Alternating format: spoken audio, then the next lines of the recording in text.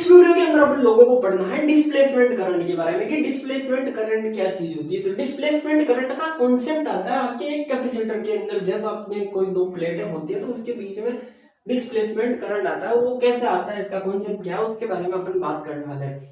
तो हम लोगों ने पढ़ रखा है कि जब अपने पास में कोई कंडक्टिंग वायर होता है, कोई कंडक्टिंग मटेरियल होता है, तो उसके अंदर जब भी आप इलेक्ट्रिक करंट फ्लो करते हो तो उसके साथ में एक क्या होता है, मैग्नेटिक फील्ड जनरेट होता है। लेकिन क्या हुआ कि जब अपन ने इसके पास में कंपास लेके गए तो कंपास की सुई क्या हुई, उसके अंदर डिफ्लेक्शन हुआ। डिफ्लेक्शन किसी वजह से हुआ, इसके अंदर करंट फ्लो हो रहा है तो मैग्नेटिक फील्ड जनरेट हो रहा है, जाहिर सी बात है इस वजह से यहाँ पर डिफ्लेक्शन हुआ। लेकिन मैक्सवेल भैया ने क्या किया है कि यहाँ पर ले जाके कंपास को रख दिया। अब यहाँ पर कंपास को रखने पर क्या हुआ कि वहां पर भी आपके क्या होगा, डिफ्लेक्शन आ जाएगा। डिफ्लेक्शन यहाँ पर आना ही नहीं चाहिए। क्यों नहीं आना चाहिए? क्योंकि यहाँ पर तो कोई करंट ही फ्लो नहीं हो रहा है। करंट फ्लो हो रहा है कि दोनों के बीच में कोई जोड़ है? नहीं है। अगर दोनों के बीच में कोई जोड़ ही नहीं है, किसी वजह से ये दोनों एक दूसरे के साथ में कनेक्ट ही नहीं है, तो कनेक्ट नहीं है तो क्या होगा, यहाँ पर करंट फ्लो नहीं होना चाहिए। अगर करंट फ्लो नहीं हो रहा है तो किस वजह से यहाँ पर मैग्नेटिक फील्ड जनरेट होता है, ये सबसे बड़ी बात आ जाती है।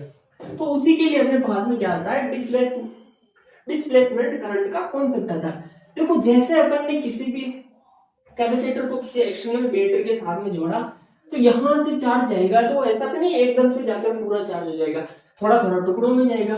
टुकड़ों में जाएगा, पहले कुछ गया, फिर कुछ गया, फिर कुछ गया, फिर कुछ गया, और ऐसे क्या हो गया, आपके पूरा कैपेसिटर बिल्कुल पूरी तरीके से चार्ज हो जाएगा।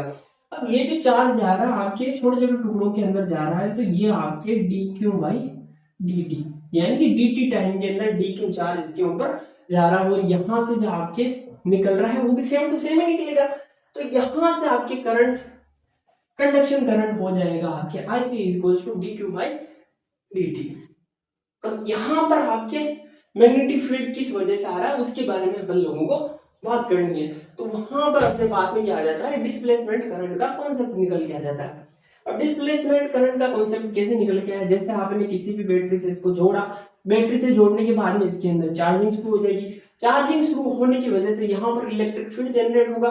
मैं तब की बात नहीं कर रहा हूँ जब अपने पास में पूरी तरीके से चार्ज हो गया, मैं उससे पहले की बारे में बात कर रहा हूँ। यहाँ पर चार्ज होगा, उसकी वजह से आपकी इलेक्ट्रिक फील्ड होगा आपके कुछ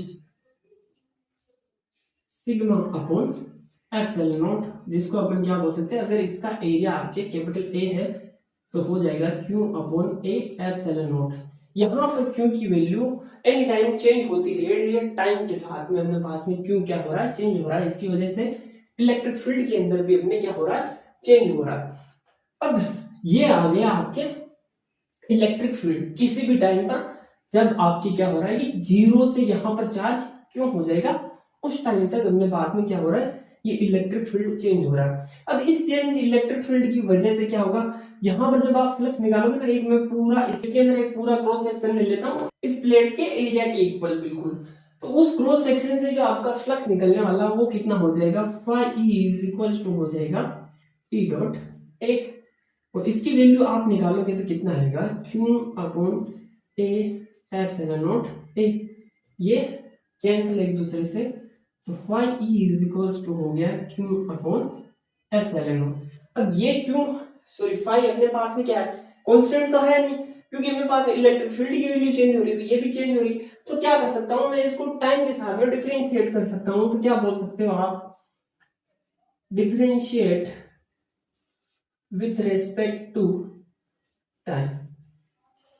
टाइम के साथ में मैंने इसको डिफरेंशिएट किया था आपके D phi E upon D T is equals to 1 upon epsilon not बाहर क्योंकि कांस्टेंट है, और ये आया आपके D Q by D T. अब मैं अगर इसको इधर भेज दूं तो आपके क्या हो रहा है, epsilon not D phi E upon D T is equals to D Q by D T. ये क्या हो रहा है, आपके कुछ करंट जैसा दिख रहा है, देखो इसको और इसको देखो, लेकिन ये क्या है, कंडक्शन करंट है, और यहाँ पर अपने पास में कंडक्शन करंट लगा है, वैसी कोई चीज है नहीं, तो यहाँ पर ये कंडक्शन करंट तो नहीं हो सकता है। लेकिन बन क्या रहा है, करंट जैसे ही कुछ बन रहा है, जैसे जैसे आपके अंदर यहाँ पर जो आपकी चार्ज जमा होता जा रहा है, उस चार्ज जमा होने का जो आपके रेट है उसके साथ साथ आपकी क्या हो रहा है कि इसके इलेक्ट्रिक फ्लक्स के अंदर भी चेंज हो रहा है। तो ये जो आपके है ये क्या होता है, आपकी एक करंट होता है और इस करंट को अपन क्या बोलते हैं, डिस्प्लेसमेंट करंट। तो इसी को मैक्सवेल ने क्या बोला था, डिस्प्लेसमेंट करंट। तो ये ID इज इक्वल्स टू हो गया FL not D phi upon dt।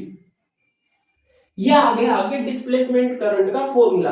अब यहां से आप देख सकते हो कि ये एक तरह का करंट आ गया, होता करंट नहीं है लेकिन एक तरीके से करंट की तरह बिहेव कर रहा है। तो इस करंट की वजह से यहां पर आपके मैग्नेटिक फील्ड आ रहा है, लेकिन ये तो करंट है ही, ये क्या है, आपके फ्लक्स के अंदर चेंज है।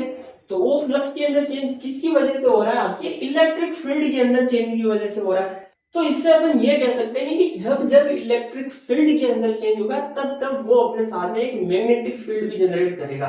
तो इसका मतलब क्या हुआ, अपने पास में डिस्प्लेसमेंट करंट का अपन कोई सारांश निकाल के बताएं तो वो यही होता है कि जब भी अपने पास में कोई इलेक्ट्रिक फील्ड हो रहा हो और वो चेंज हो रहा है टाइम के साथ में, तो वो क्या जनरेट करेगा, अपने साथ में एक मैग्नेटिक फील्ड जनरेट करेगा।